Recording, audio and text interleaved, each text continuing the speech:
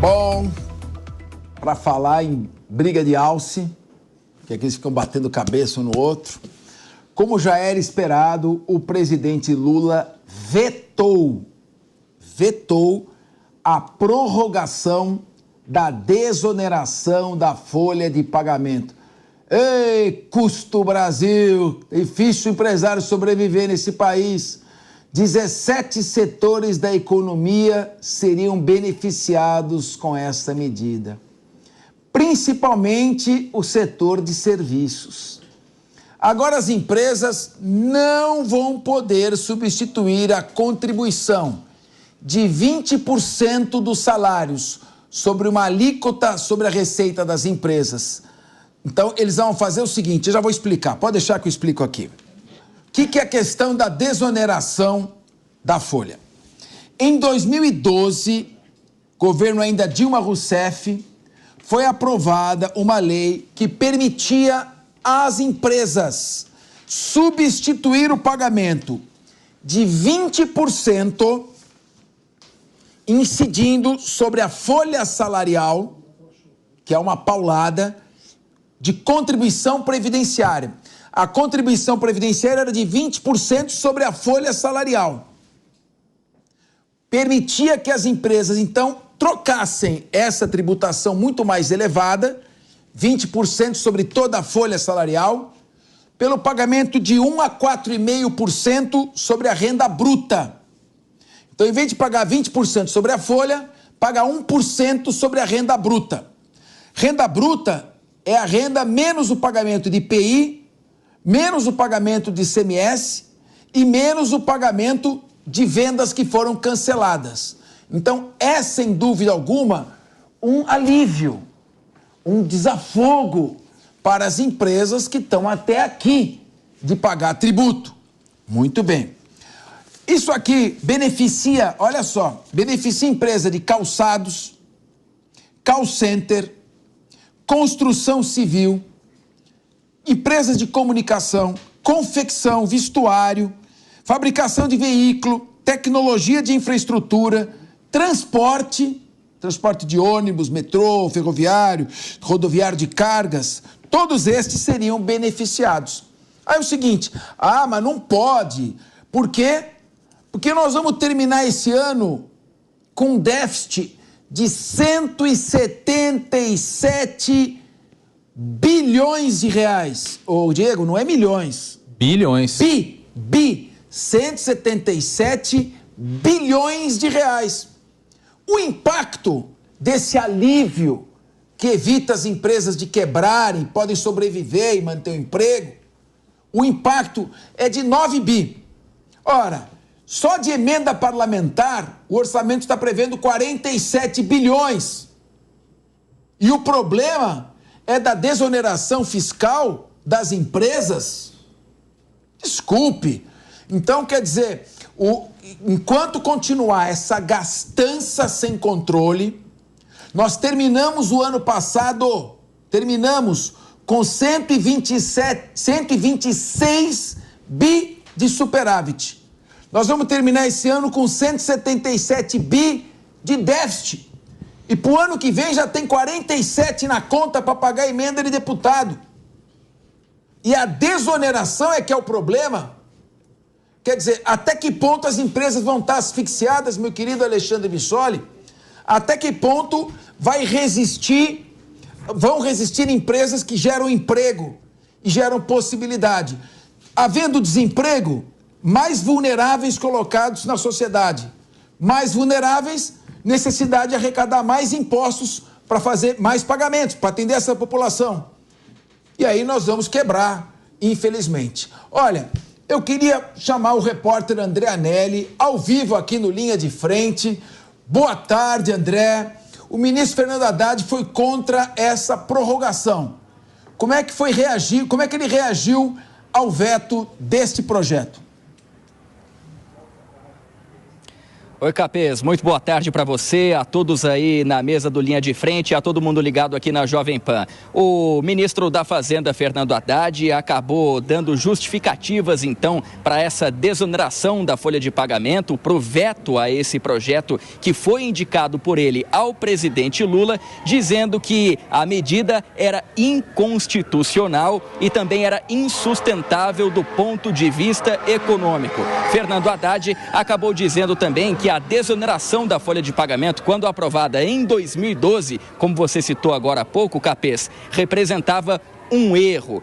Haddad acabou dando essas declarações hoje pela manhã, horas depois então que o presidente Lula aqui no Palácio do Planalto acabou vetando a desoneração da folha de pagamento já no dia de ontem, que era o prazo final então para que ele tomasse essa decisão. Lembrando que foi uma aprovação do projeto a respeito da desoneração da folha de pagamento aprovada no Congresso Nacional com ampla maioria, tanto na Câmara quanto no Senado. E mesmo assim, Fernando Haddad deu justificativa hoje, então, de forma favorável a esse veto que foi decidido ontem pelo presidente Lula, e Haddad foi além. Disse que vai apresentar uma alternativa à desoneração da folha de pagamento logo depois da COP28, logo depois então que o presidente Lula participar desse evento no Oriente Médio, que vai tratar a respeito de mudanças climáticas. A expectativa é que até lá então a reforma tributária já esteja mais adiantada no Congresso Nacional, talvez até mesmo aprovada, e aí sim, de acordo com Haddad, deve ser apresentada então essa alternativa à desoneração da folha de pagamento. Foi o que ele garantiu hoje e a gente vai ouvir agora. Nós vamos levar ao Congresso Nacional não apenas as razões do veto, para que haja um entendimento sobre isso, como vamos levar a alternativa ao que foi vetado, que no nosso entendimento é muito mais razoável do que o que foi aprovado. Considero que a medida que o presidente tomou é correta, do ponto de vista econômico, do ponto de vista jurídico, e na volta da COP, né, quando a reforma tributária, na minha opinião, já vai ter sido apreciada pela Câmara terminativamente, nós vamos poder levar ao Congresso Nacional uma solução que nos parece mais promissora.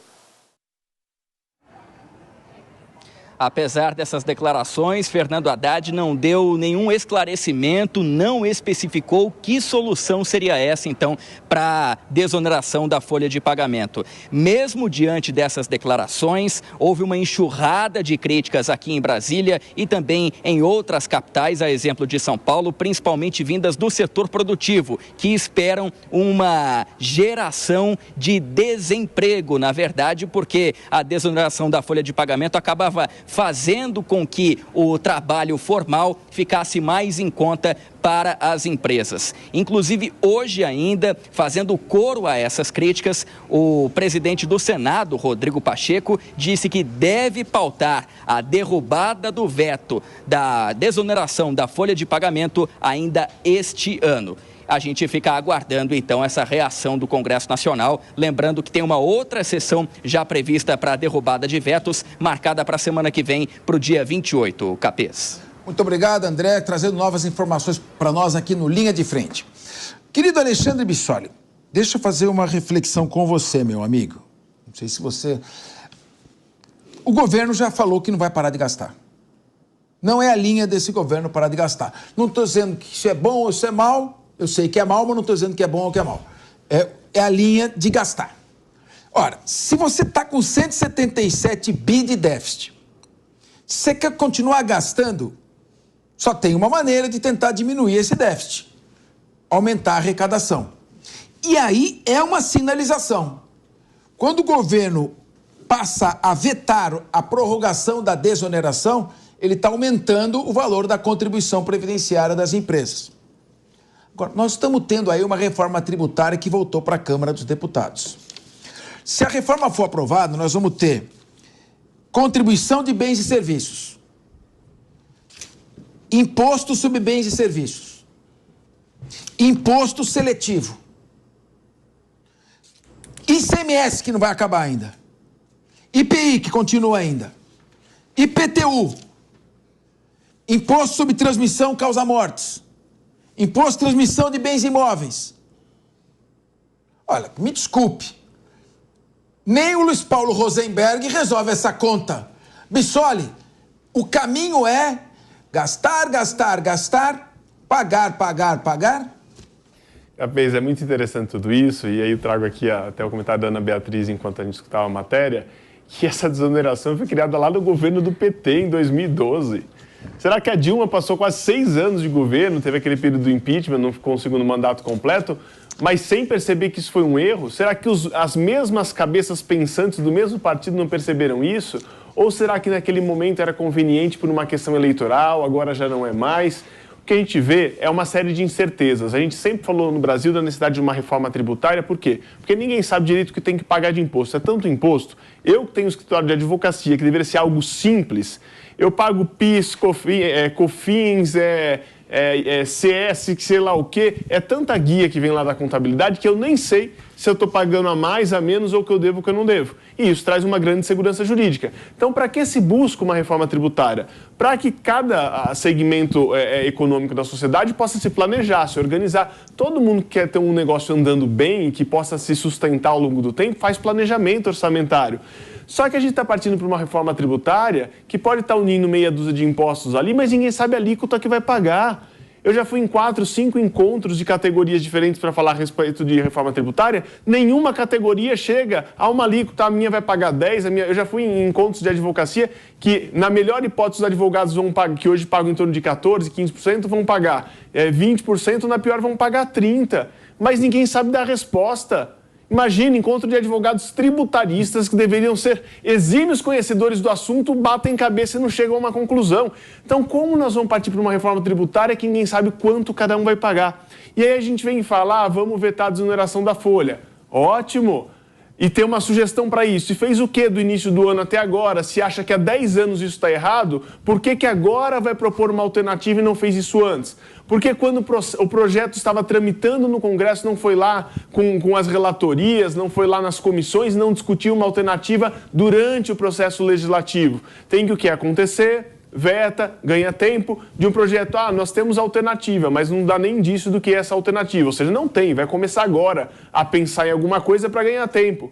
E, além disso, não pensa no futuro. Nós estamos prestes a encarar, não no Brasil, no mundo, uma competição do material humano com a inteligência artificial. Quando você torna a folha de pagamento mais cara, se novos mecanismos de execução de trabalho, a gente vai tendo isso por meio de inteligência artificial, o material humano vai ficando mais caro e mais descartável do processo para continuar tendo lucro.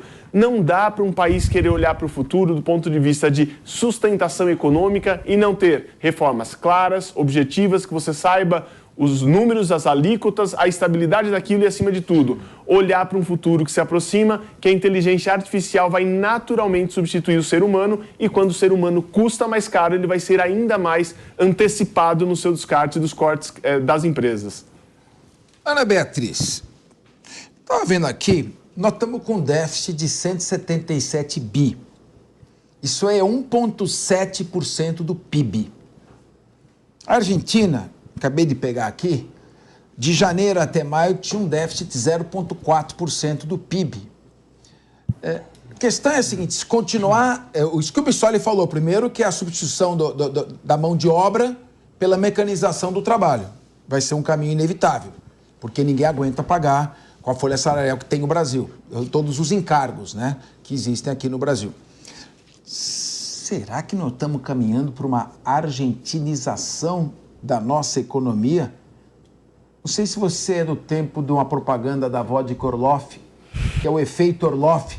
Você vai ver como é que eu vou estar amanhã. Eu sou você. Você é, né, Mônica? Não, você não é, não.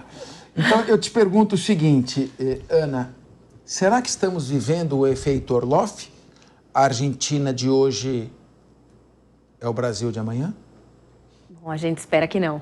Essa acho que é uma questão que, infelizmente, a gente só vai descobrir na prática. E eu queria só pontuar algumas coisas da fala do Alexandre no seguinte sentido. Antes mesmo da gente discutir a questão da inteligência artificial e da mecanização do trabalho, a gente tem uma questão no Brasil que é muito antiga a respeito da informalidade. diante da carga tributária que a gente tem sobre o emprego no Brasil, a gente vem tentando ao longo do tempo fazer com que a folha de pagamento seja menos onerosa para a gente conseguir formalizar as relações de trabalho que a gente tem aqui no Brasil. Além do óbvio, não sei nem como é que eu falo isso para você, além da surpresa da fala do ministro Haddad, no sentido de que essa desoneração foi um erro cometido pelo próprio partido dele no outro governo há algum tempo, a gente tem uma questão que é muito prática e acho que os empresários, as pessoas estão preocupadas em como isso nos afeta no dia a dia. Como você falou, a gente não sabe nem quanto a gente paga nos nossos respectivos escritórios, que é uma questão veta, não veta. Derruba, não derruba. Então, hoje, 24 de novembro, o empresário brasileiro não sabe o que vai acontecer no 1º de janeiro. Isso é uma insanidade, é uma calamidade. Eu não sei se nós vamos virar Argentina ou não, mas a gente tem uma questão gravíssima, que é a falta de segurança. Porque, além de todas as dificuldades que o empresário brasileiro enfrenta hoje, ele não sabe o quanto ele vai pagar. Ele não sabe o que vai acontecer no dia de amanhã. E a gente sabe também que para você, por exemplo, fazer a rescisão de um vínculo de emprego, tem uma série de custos. Ele não é tão simples, não é tão automático. E eu fico muito preocupada porque a gente não sabe o que vai acontecer daqui a um mês e 7 dias. Então, é a nossa carga tributária. Eu tive um tempo em Santiago, fui lá fazer uma palestra, me disseram que era mais barato comprar um Corolla fabricado no Brasil, no Chile, do que comprar o Corolla fabricado no Brasil, aqui no Brasil. Então, o custo Brasil começa a tornar inviável. E, meu querido Diego Tavares, agora são 15 horas e 46 minutos. Ouço 15 horas e 46 minutos. E aí acontece o seguinte, querida Mônica Rosenberg, os Estados Unidos da América sofreram, nos últimos 30 anos, um dos mais acentuados processos de desindustrialização, porque é mais fácil importar do sudeste da Ásia. Isso foi tornando praticamente proibitiva a carga tributária, e olha que lá é bem menor que aqui, nos Estados Unidos da América. Eu conheço, sabe quanto tempo eu conheço o Haddad? Sabe? Melhor mais de 40 falar, anos. Ixi, entregou a idade. Eu conheço o Haddad há mais de 40 anos, porque nós estudamos juntos na velha faculdade do Largo de São Francisco. Foram ambos meus calouros. Você foi antes? Eu não sei se eu fui seu calor. Eu entrei em 82. Fui? Não. Não, então sou mais... Esse pessoal entregando muita idade, gente. Eu não era nem nascida, eu tô tranquila. O Haddad... Me formei em 2020. Não, meu querido amigo Fernando Haddad estava um ano na minha frente. Como dá para perceber, ele é mais velho que eu. Então, agora o seguinte... na mesma intensidade que nós nos damos bem e somos amigos, nós temos visões diametralmente opostas. Por favor, defenda a posição do Fernando Haddad de ser contra a prorrogação da desoneração das empresas e a favor do aumento da carga tributária das empresas quando o país está com déficit de 177 bi e quer continuar gastando.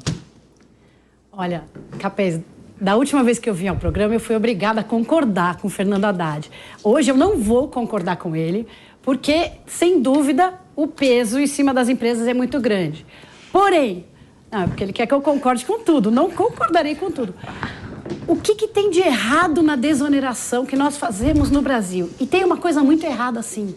São 17 setores gigantescos. Você citou aí transporte. Alguém tem pena de empresário, dono de ônibus? Alguém tem pena desses setores que nós estamos mencionando? São setores gigantes, os detentores do poder no Brasil estão sempre lutando por mais benefício para si mesmos. E aí vem essa desoneração, que é sim um benefício para grupos que estão no poder. E aí a gente já viu aqui falado que eles já estão organizados com o Rodrigo Pacheco para rever, porque a elite do poder já se organizou para reverter tudo isso. E quem vai pagar essa conta? Nós temos uma estrutura fiscal que é excelente para jogar o custo nas costas do trabalhador, nas costas do mais fraco. De novo, quem vai pagar essa conta é o mais fraco. O poderoso vai lutar para a desoneração. O que teria que acontecer? uma desoneração ampla, geral e irrestrita. Uma desoneração de todos os setores. Tirar o peso de cima das empresas. Nos Estados Unidos, você falou dos Estados Unidos, que aí sofreu um processo de desindustrialização. Não é porque as indústrias quebraram, porque faltou proteção. Nós protegemos a indústria nacional no Brasil há 70 anos, porque é uma indústria que precisa crescer. É uma senhora de 70 anos que ainda precisa de ajuda, como um bebezinho. A proteção que nós fazemos não ajuda o nosso sistema. Nos Estados Unidos, desindustrializou porque migrou para outros setores da economia. Lá, quando você olha a arrecadação, o total, a parte arrecadada em imposto de renda, no total arrecadado nos Estados Unidos, é 50%. Porque eles não cobram da empresa, eles incentivam a empresa e cobram de quem está ganhando dinheiro, cobram do empresário. No Brasil é 12%, porque no Brasil a gente cobra da empresa. E quando você cobra esse peso em cima das empresas, o que você está fazendo? As empresas têm vários acionistas, tem o grande herdeiro do banco e tem a pequena viuvinha que herdou ali, tem algumas ações, ela é dona. Quando você está cobrando da empresa, você está cobrando igualmente dessas duas pessoas físicas. Não podemos continuar assim. E aí nós estamos agora começando a falar de uma eventual mudança do imposto de renda. A gente precisa sair dessa tributação das empresas, jogar a tributação de forma regressiva, aliás, progressiva, né? Quanto mais você tem de renda, mais você paga, cobrar dividendo e sim, alivia em cima das empresas, cobra em cima de quem está ganhando dinheiro com isso. Aí fica uma coisa saudável. Não há nenhuma dúvida que para a empresa é insuportável. Mas essa desoneração aí, que só atinge 17 setores muito especiais no Brasil, essa eu não concordo. Meu querido Diego Tavares. Tá, os Estados Unidos, eu sou contra medidas protecionistas que salvam aqueles setores que estão se desenvolvendo, né? Mas a questão é que você não pode onerar muito a carga sobre as empresas. Sem dúvida. Isso que eu sou contra. Para você desonerar as empresas, permitir que o sujeito monte a sua empresa, gere emprego, você tem que diminuir a carga tributária, criar um ambiente de desregulamentação, simplificação, para florescer o negócio do sujeito. Para isso, o Estado tem que começar. Eu não tenho que ter empresa pública, não tem que ter sociedade de economia mista, não tem que ter autarquia. Ele tem que ficar só naquilo que ele é absolutamente essencial e deixar, por si só, o cidadão progredir. Pelo menos eu adoto a linha do liberalismo, né? Eu acredito no liberalismo. Agora, essa linha, o que me preocupa é o seguinte, ó. Setor de calçados, já estão quebrados, tá? China, que mais que tá acabando com o setor calçadista brasileiro? Lembra dos calçados de Franca, o polo... Eu sou de Jaú, né? A capital do calçado feminino, então imagino que eu não assisti trabalhando com calçado por muitos anos. Vocês querem saber o que gera mais emprego imediato que call center? Você poder agora, a pessoa está desempregada, o que dá possibilidade maior de emprego? Construção civil. O que pode empregar mais construção civil? Confecção, vestuário, fabricação de veículos. Então, todos esses setores vão ser reonerados. E o problema é o seguinte, eles vão ser reonerados por um Estado, entendido ele União, que continua a gastar. Claro.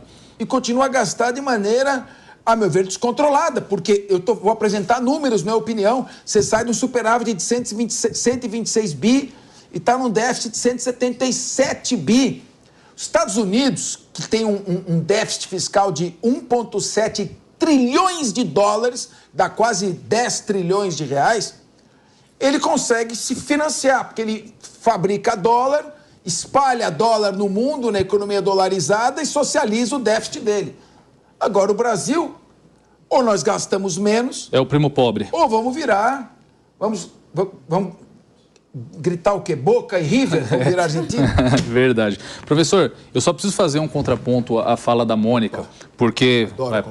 Pode pedir a... Adoro o contraponto. Tá, vamos dividir a tela, de um lado Mônica, do outro Diego Tavares. Adoro o contraponto. Olha só, vamos colocar a premissa desse debate, que é a desoneração da folha de pagamento. Eu concordo plenamente, Mônica, que nós temos aqui no Brasil um esquema de protecionismo, principalmente de grandes empresários que têm condição de fazer os seus lobbies em Brasília, que é uma coisa absurda e realmente é o grande freio de mão do nosso país que segue puxado.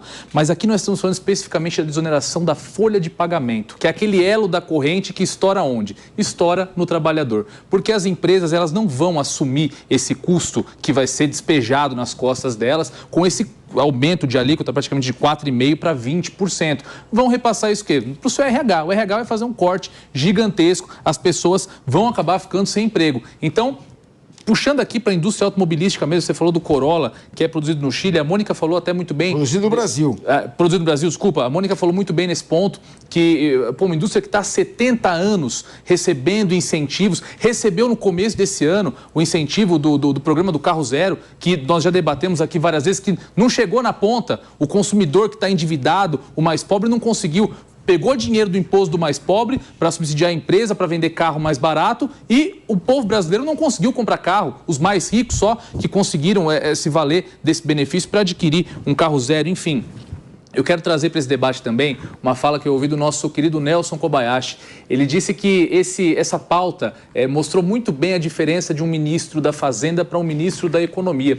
Porque o Haddad aqui está preocupado com a Fazenda, está preocupado com o dinheiro público, aquilo que vai entrar, aquilo que vai ficar na disponibilidade lá para Brasília, gastar. Não digo investir, digo gastar, porque nós temos um governo que infelizmente não está investindo, está só gastando o nosso dinheiro. Ao contrário do ministro da Economia, porque para a economia a desoneração da folha de pagamento seria excelente. Nós geraríamos mais empregos, nós colocaríamos dinheiro no mercado, isso aqueceria o comércio, principalmente agora, nessa fase de fim de ano, que enfim, que as pessoas recebem o 13º salário, gastam mais, fazem as compras de Natal, as compras de início do ano. Enfim, Haddad se comportou como ministro da Fazenda, mas deixou de fazer o seu papel como ministro da Economia. Posso só fazer um comentário sobre isso que você falou? Então, atenção, Ana Beatriz confrontando Diego Tavares. Divide a tela, eu quero pau aqui, vamos lá. Não. Quero quebrando o pau. Não, eu não vou confrontar, eu vou concordar. No seguinte, eu acho que a gente esquece de um ponto importante, que é o seguinte: a gente não está falando que a desoneração foi criada ontem. A gente está falando de algo que já vem acontecendo no país e já deveria estar previsto no orçamento do nosso país há muitos anos. Então, na verdade, o que o governo está fazendo é buscando mecanismos para arrecadar mais de forma imediata, sem pensar no futuro. Porque, volto a dizer, não é que a gente está criando a desoneração nesse momento e isso foi vetado. Isso já vem há mais de uma década. Já deveria estar, de alguma forma, encampado dentro do orçamento. E é algo que todo mundo aqui na mesa concorda que ajuda o empresário brasileiro. Então, não vou nem entrar de novo na questão da perspectiva do próprio trabalhador, que também é prejudicado pela desoneração, obviamente, mas é algo que chama a atenção porque o governo está tão desesperado por dinheiro que ele está tirando algo que daqui a um tempo vai fazer com que o próprio país tenha menos dinheiro. Professor Capês, o Partido dos Trabalhadores vai virar o Partido dos Desempregados? Eu não sei. Eu sei o seguinte... Partido do sindicato. É o seguinte, não adianta criar Ministério do Microempreendedorismo, da pequena empresa e da empresa de pequeno porte, se as ações não correspondem à criação desse ministério. Então, se vai criar um ministério para fazer um arranjo político, não dá esse nome, porque não é aquilo que nós estamos vendo.